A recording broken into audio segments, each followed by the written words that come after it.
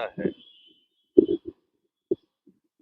सन 52 से चुनाव चल रहे हैं और जो लोग वोट डालते रहे पहले, आप लोग तो सब नई उम्र के लड़के, हमेशा चुनाव से पहले 1 डेढ़ साल पहले से रिवीजन होता था वोटर लिस्ट का।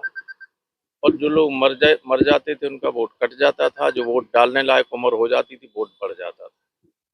लिस्ट मिलती थी, लिस्ट में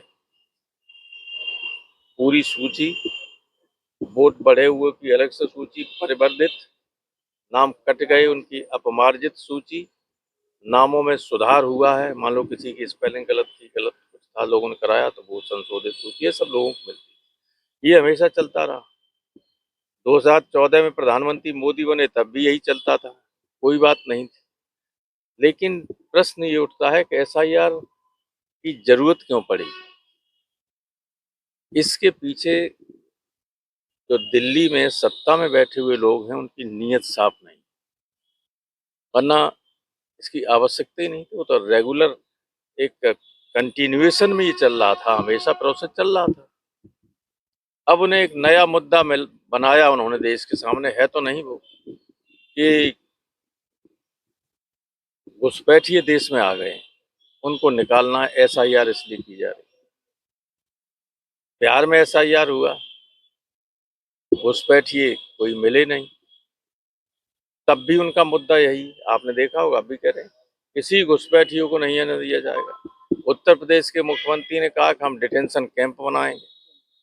तो मंशा इनकी, नीयत साफ नहीं है। ये हिंदुस्तान के बहुत सारे बड़ी पैमाने में लोग जो हैं उनको विदेशी बताकर, घुसपैठिया बताकर निकालना चाहते हैं।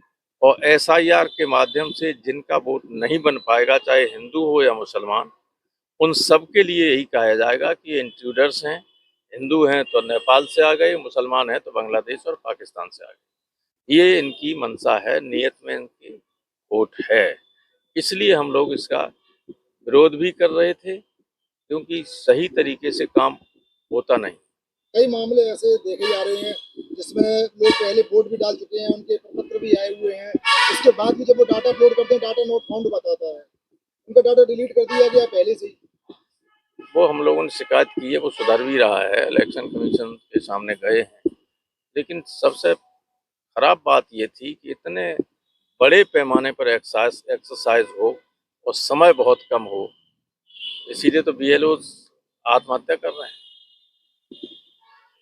और ये चीज अच्छी नहीं है कि आप हर इन किन प्रकारेण बाई हुक और बाई क्रुक सत्ता में बने रहना चाहें, सिर्फ इसीलिए करना चाहते हैं। क्या चुनाव आयोग पूरी तरह से हुआ बात को सुनने के लिए तैयार? देखिए, सच बात यह है कि चुनाव आयोग कुछ नहीं, दिल्ली की सरकार जो इशारा करती है वही चुनाव आयोग करता है। चुनाव चाहे भी तो अब इतने सिस्टम इतना कमजोर हो गया है, अब कोई टीएन सेशन नहीं, जो प्रधानमंत्री की बात भी नहीं सुनते, जायज बात हो गई। अब तो बीजेपी का कोई छोटा मोटा नेता भी कुछ इशारा कर दे तो उस तरह से काम होने लगे। अब तो अगर आप लोग हैं, यहीं पैदा हुए, आपकी सातों पुश्त यहीं की है, आपका वोट नहीं है, तो कहेंगे कि ये जो एसआईआर के बाद वोटर लिस्ट बन रही है यही नागरिकता की गारंटी है, नागरिकता का प्रमाण पत्र है। आपका वोट नहीं है तो आप इस देश के नागरिक नहीं। और अपने हिसाब से करते हैं। देखिए, जब एनआरसी की बात चली तो आसाम में 19 लाख लोग चिन्हित किए गए, 19 लाख। लेकिन कार्रवाई इसलिए नहीं हुई, उसमें 12 लाख हिंदू थे और 7 लाख मुसलमान। तो कार्रवाई करनी पड़ेगी तो सब पे करनी पड़ेगी।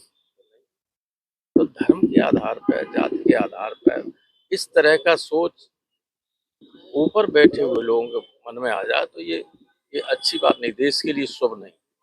जैसे केंद्र सरकार के इशारे पर विपक्ष को सत्ता से बाहर रखने की, मैंने ऑल पार्टी मीटिंग में इशारा किया था, बड़े बड़े मंत्री बैठे हुए थे, कि अगर इस तरीके से नाजायज तरीके से सत्ता पे जो बना रहना चाहता है उसको बांग्लादेश और नेपाल से सबक सीखना चाहिए। इतिहास से लोगों को सीखना चाहिए, इतिहास से। और नहीं सीखेंगे तो उसका परिणाम भुगतने को तैयार रहेंगे, आज नहीं तो कल। सर पीएमओ कार्यालय को सेवा तीर्थ से नाम क्यों दिया?